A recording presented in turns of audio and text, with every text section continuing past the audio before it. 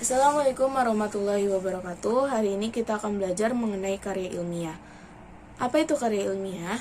Karya ilmiah adalah sebuah karya tulis yang berisikan informasi yang ditulis berdasarkan hasil pengamatan dan penelitian. Nah, ada beberapa ciri-ciri dari karya ilmiah. Yang pertama, ciri-cirinya adalah objektif. Objektif yaitu sesuai dengan fakta yang ada. Kedua, logis. Logis itu berarti karya ilmiah itu dapat diterima oleh akal manusia.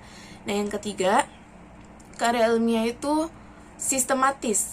Sistematis berarti ditulis secara berurutan sesuai dengan sistematika yang ada. Nah, yang keempat, karya ilmiah itu ciri-cirinya tuntas. Tuntas berarti harus ditulis sampai selesai. Nah, yang kelima, karya ilmiah itu berlaku untuk umum. Keenam, karya ilmiah itu kebenarannya dapat diuji. Dan yang terakhir, karya ilmiah itu harus menggunakan bahasa yang baku atau sesuai dengan kaidah bahasa Indonesia. Nah, ada beberapa bentuk dalam karya ilmiah beserta contohnya. Misalkan yang pertama, ada karya ilmiah berbentuk formal. Nah, karya ilmiah berbentuk seperti ini itu mempunyai sistematika yang lengkap. Contohnya apa? Contohnya ada skripsi. Tahu ya skripsi? Skripsi itu adalah tugas akhir sebagai syarat kelulusan sarjana. Nah, yang kedua ada tesis. Kalau tesis berarti syarat kelulusan bagi S2. Nah, kalau yang disertasi syarat kelulusan untuk S3. Jadi contohnya ada skripsi, tesis, disertasi yang merupakan jenis karya ilmiah formal. Nah, bentuk karya ilmiah yang kedua ada karya ilmiah semi formal. Nah, karya ilmiah semi formal dia mempunyai sistematika. Namun sistematikanya tidak selengkap karya ilmiah yang formal. Dan untuk semi formal ini sistematikanya hanya ada pendahuluan, pembahasan, penutup. Itu aja. Contohnya apa? Contohnya seperti makalah. Mungkin kalian juga sudah pernah diminta guru kalian untuk membuat makalah. Nah, terus yang kedua ada artikel ilmiah. Artikel ilmiah juga penulisannya tidak selengkap tidak selengkap karya ilmiah yang formal gitu. Nah, bentuk karya ilmiah yang ketiga ada karya ilmiah non formal. Nah, karya ilmiah ini contohnya adalah karya ilmiah yang ditulis dalam bentuk buku. Jadi kayak buku-buku ilmu pengetahuan itu juga jenisnya karya ilmiah, namun sifatnya adalah non formal. Kenapa? Karena dia tidak mengikuti sistematika atau tidak ada sistematikanya dan juga menggunakan bahasa yang populer gitu. Bahasa populer itu bahasa yang mudah dipahami oleh seluruh kalangan masyarakat. Nah, itu contoh dari karya ilmiah. Nah, sekarang kita masuk kepada sistematika karya ilmiah. Nah, sistematika karya ilmiah ini mempunyai kemiripan dengan proposal penelitian yang pernah kita pelajari sebelumnya. Kalau proposal penelitian kita pelajari sampai bab metode penelitian. Nah, karya ilmiah ini kita tambah dengan bab pembahasan. Kenapa? Karena di dalam karya ilmiah ini kita telah melakukan penelitian sehingga harus ditulis pembahasannya. Oke, sistematika karya ilmiah.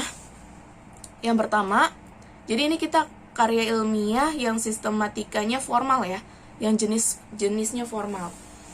Oke, yang pertama ada halaman judul. Halaman judul itu untuk penulisan judulnya seperti biasa menggunakan huruf kapital di setiap awal kata kecuali pada kata depan dan juga kata penghubung. Misalkan penanaman cabai dengan teknik hidroponik, berarti P-nya kapital, C-nya kapital, D-nya tidak perlu karena dia adalah kata depan atau preposisi. Tekniknya T-nya kapital, H-nya kapital, seperti itu. Oke, halaman judul selesai, masuk kepada bagian kata pengantar.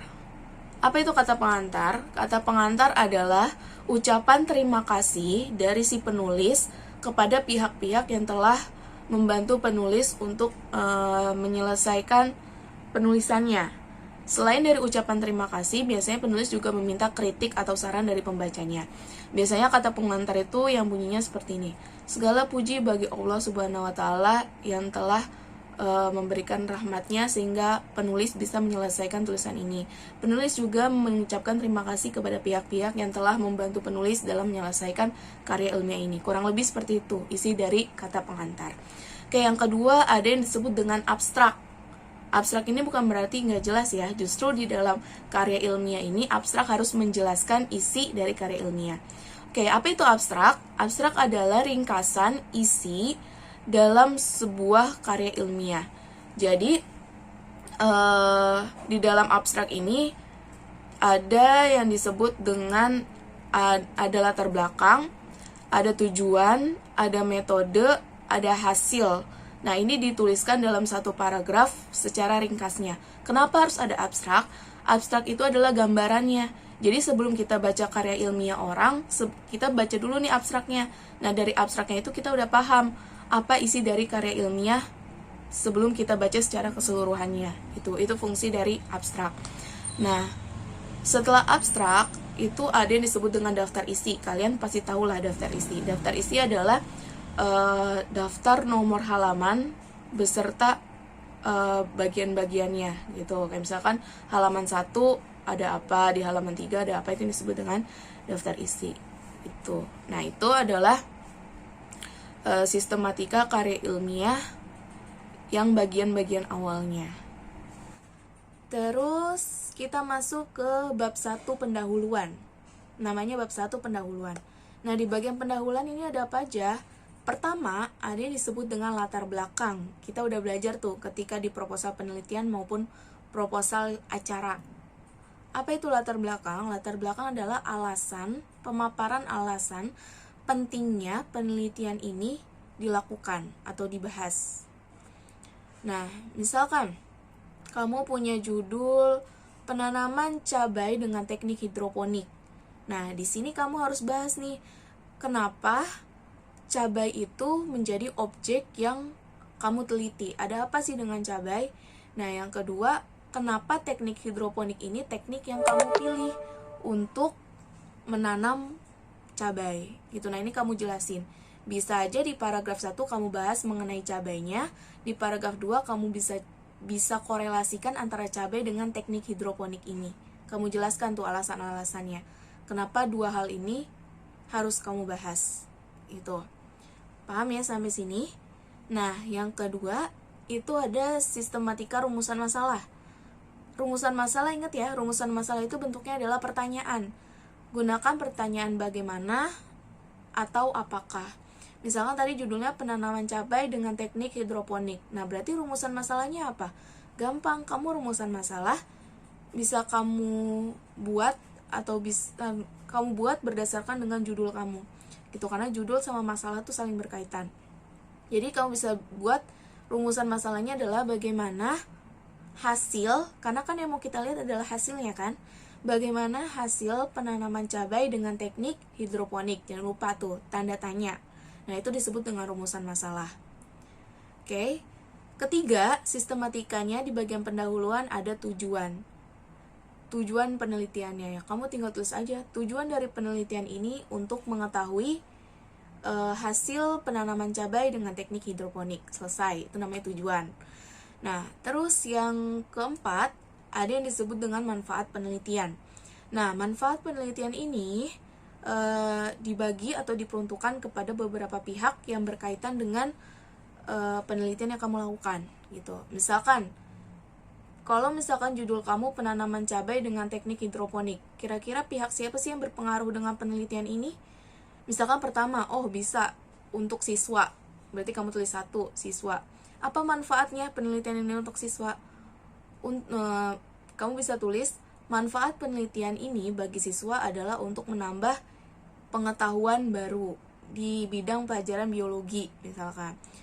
Nah, terus yang kedua, siapa lagi pihak yang mendapatkan manfaat dari penelitian kamu?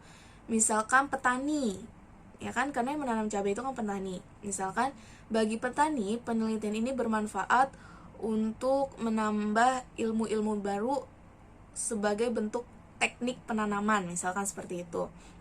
Nah, itu disebut dengan manfaat penelitian. Nanti kamu bagi-bagi kepada orang-orang yang kira-kira berpengaruh terhadap penelitian kamu gitu. Oke. Nah, itu bab 1 pendahuluan. Jadi intinya bab 1 itu ada latar belakang, ada rumusan masalah, ada tujuan penelitian, dan ada manfaat penelitian. Nah, sekarang kita masuk ke bab 2. Bab 2 itu disebut dengan kajian teori atau tinjauan pustaka. Nah, ini juga sama ada di proposal penelitian, sudah pernah kita bahas. Nah, bagian ini adalah bagian yang berisi uraian teori-teori berdasarkan judul yang kamu buat. Gitu. Jadi sebelum kamu melakukan penelitian, kamu harus paham dulu nih mengenai objek yang kamu bahas gitu.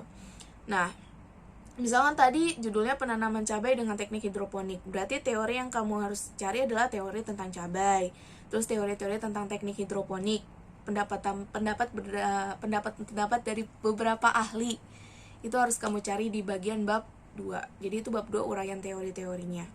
Nah, setelah kamu menguraikan teorinya berdasarkan judulnya, berarti kamu udah paham kan mengenai judul kamu udah tahu yang dimaksud dengan cabai itu apa, kamu udah tahu apa yang dimaksud dengan teknik hidroponik, maka masuk kepada bab 3 yang dimaksud dengan metodologi penelitian. Nah, metodologi penelitian, di bagian ini yang pertama ada yang disebut dengan metode penelitian. Metode penelitian adalah cara yang dilakukan untuk melakukan penelitian.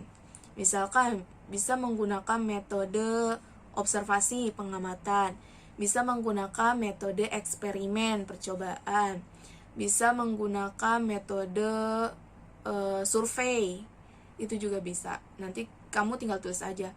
Penelitian ini menggunakan metode observasi, seperti itu.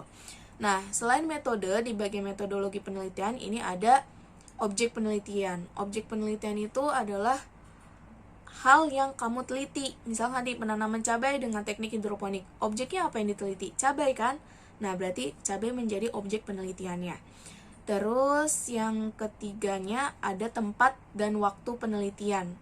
Ini kamu harus jelaskan, kamu melakukan penelitiannya di mana dan waktunya kapan. Nah, itu bagian metodologi penelitian. Nah, kalau proposal penelitian hanya sampai situ kan? Nah, untuk yang karya ilmiah ini, kita menuntaskan penulisannya sampai akhir.